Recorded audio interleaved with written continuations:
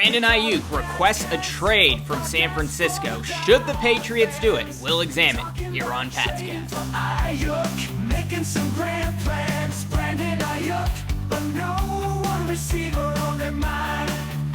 Welcome to Patscast. I'm Brad Whitaker. Good to be back with you.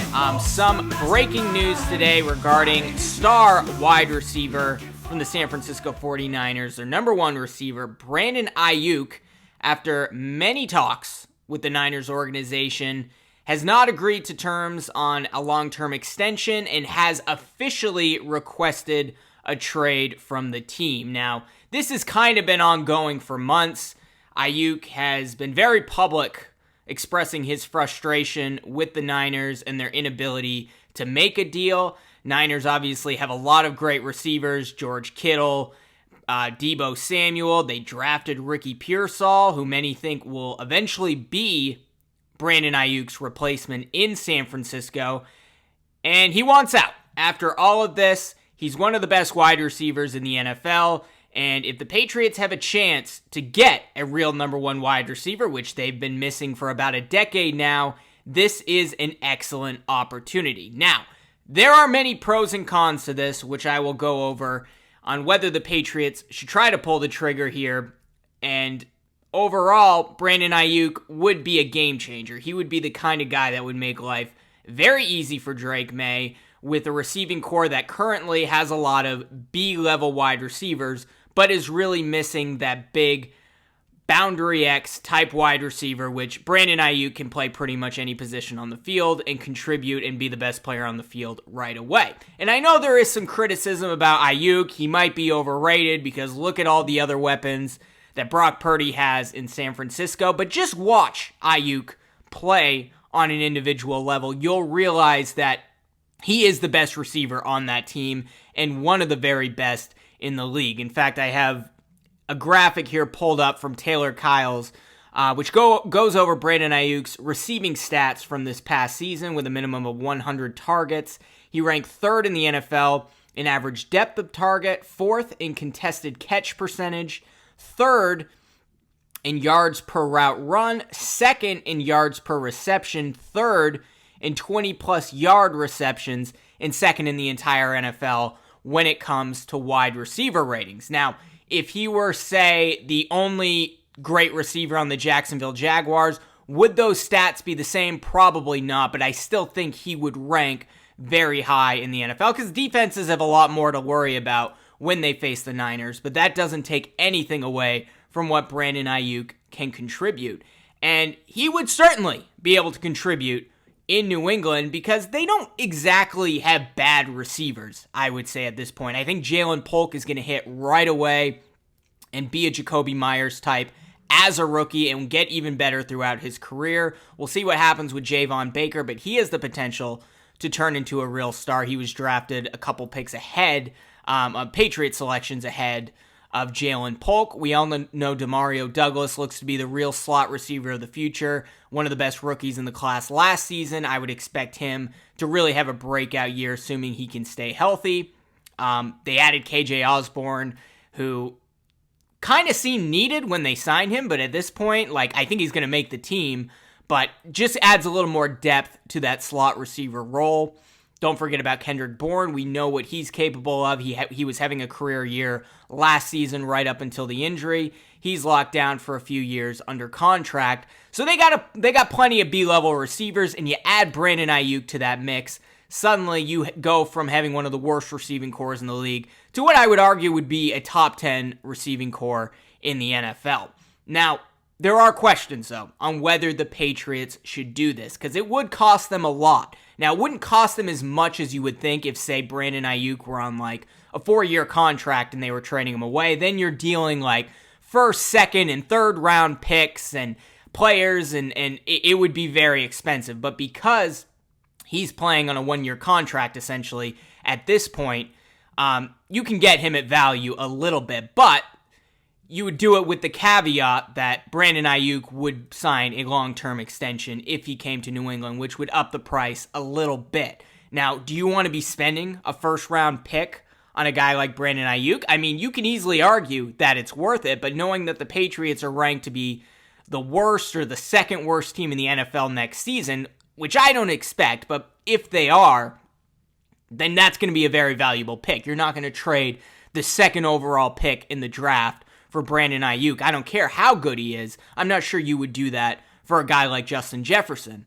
But Patriots could try to do it, trade a second round pick, maybe a second and a third if it's what they cost them. Make sure that Aiyuk is willing to sign long term. And I don't think they'd be afraid to throw $30+ million a year at a guy like Brandon Aiyuk, which he's probably worth at this point.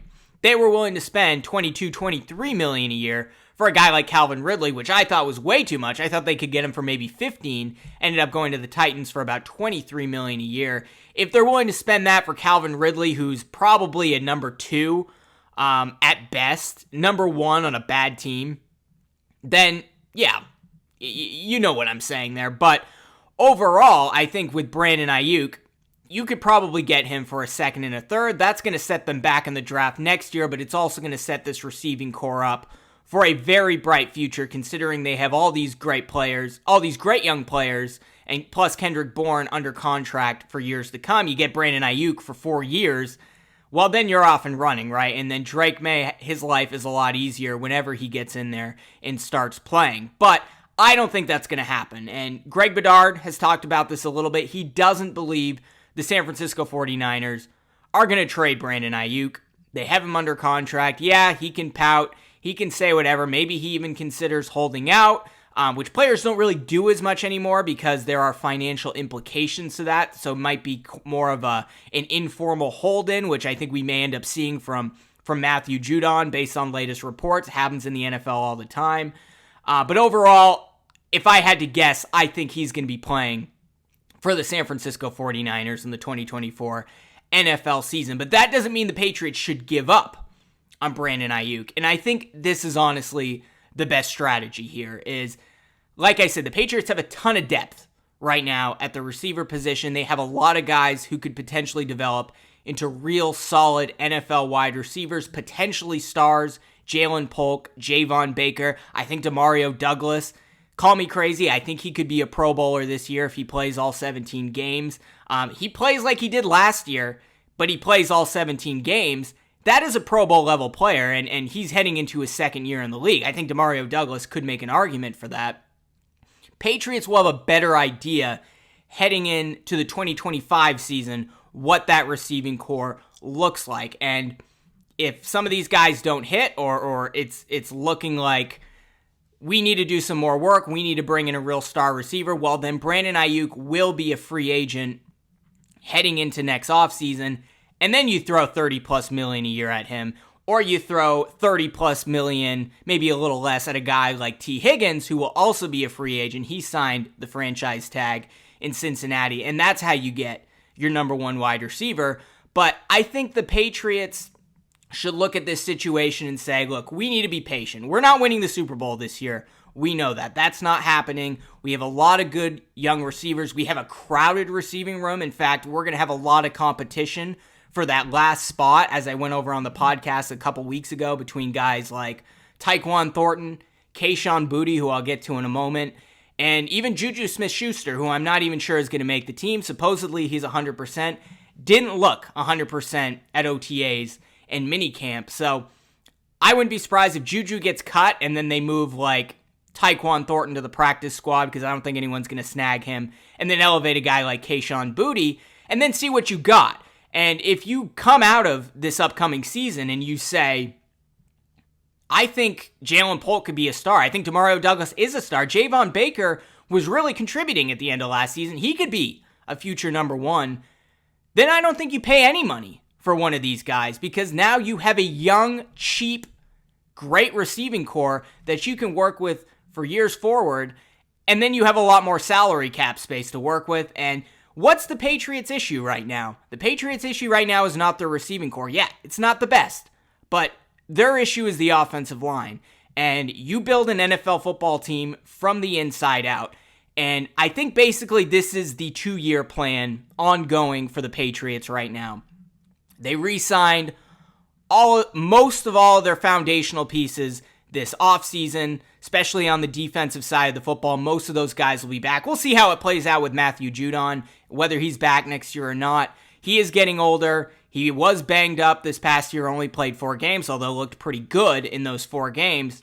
But they're going to have a pretty good defense for years to come, and Elliott Wolf ensured that because a lot of those guys were going to be free agents heading into next season, and now they're signed long-term. So you don't have to worry about the defense. They're going to be pretty good. The receiving core, like I said, a lot of good young pieces, a lot of depth there, a lot of guys who could potentially pop. I think the Patriots went into this year saying, let's bring back those foundational pieces. Let's do the best we can in the draft, take care of the quarterback position, get some good young receivers in there, and try to fill out the offensive line the best we can. But ultimately, what will happen is they're heading into this season with a lot of cap space. They're projected to have the second most cap space heading into 2025. You see how it plays out. And in all likelihood, I think you're going to look at that receiving core and say, this is something we can build on. However, the offensive line is still a bit of a mess. And I think as of right now, the O-line is going to be a mess this season, which may be a reason we don't see Drake May for many, many weeks. And they're trying to shift Caden Wallace, who they drafted from right tackle in college over to left tackle, but then he's taking reps at right tackle in minicamp. Michael Wenu probably going to play right tackle, but if Caden Wallace is there, you kick him back to right guard. Then you got Chuks Okorafor at left tackle, who's kind of iffy.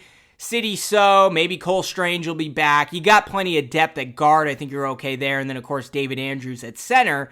But I think part of the 2-year plan is you try to fill out everything you can with the quarterback, the wide receiver, and the offensive line in year 1. See how it plays out. And then when you head into year 2, you use that first-round pick on the greatest position of need, and then you spend money in free agency addressing what you can. So how does that look? Let's say they come out of this season and there are still question marks at left tackle. Well, let's say you have the 10th overall pick in the draft. You pick up the best left tackle, and you're all set there. They have plenty of other pieces on the offensive line. That kind of completes the picture a little bit. And you head into free agency as well, saying, all right, we'll throw money. We still need that number 1. We're not as happy as we thought we'd be with some of these young pieces. Let's throw money at T. Higgins. Let's throw money at Brandon Aiyuk. See who's most willing to sign and become a New England Patriot.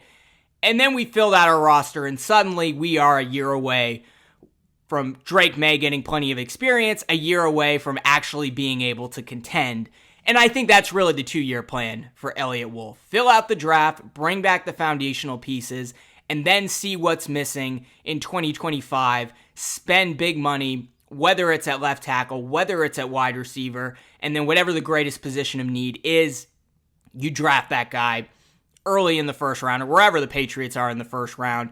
And I think that's probably going to be left tackle, if I'm being honest. I hope Caden Wallace works out, but so far, doesn't seem to be, but look, he's young, it's still early. Training camp is going to be a real tell there, but that's really the issue.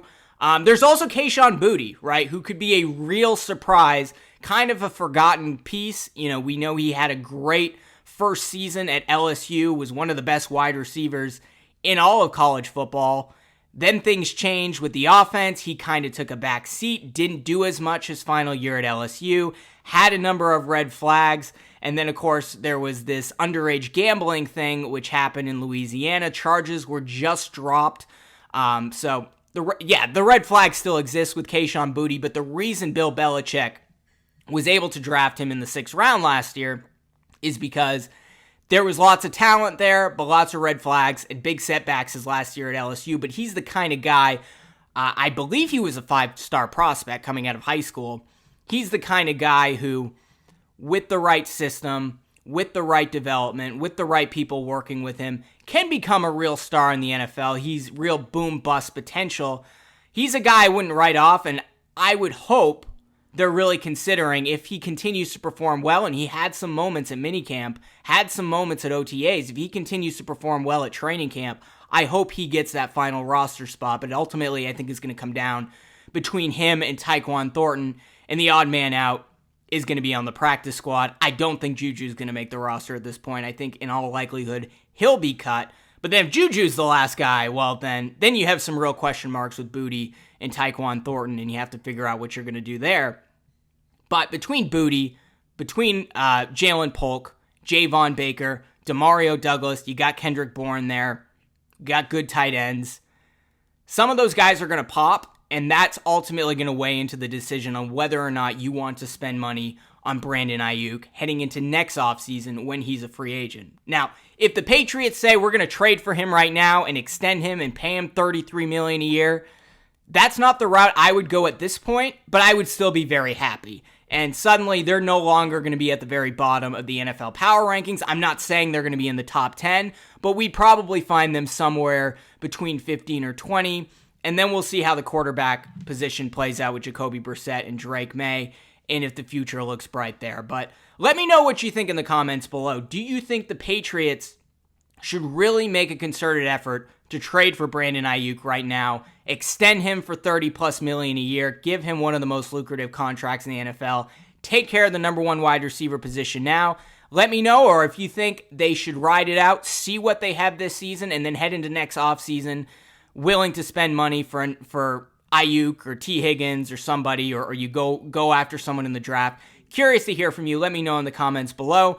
And if you're watching on YouTube, be sure to subscribe to this channel, like this video, and hit that notification bell or subscribe if you're listening on Apple Podcasts or Spotify. Training camp's right around the corner. We'll have lots more Patriot coverage when that hits, but we'll certainly be here to cover any breaking news in between. We call it Patriots, a podcast for the die-hard fans. Talking about trading for Aiyuk, making some grand plans. Brandon Aiyuk, but no one receiver on their mind. Gotta bolster that offense, leave the doubters behind. Aiyuk, the mastermind, plotting his next move, looking for a weapon, a lightning bolt to soothe. Aiyuk's got the speed, the hands and the flair, bringing fire to the field, catching passes in the air. Patriots rise, we're taking it to the top. That's gas rocking, we're never gonna stop. Trading for Aiyuk, or T. Higgins would be bold. Together we'll conquer, like warriors of old.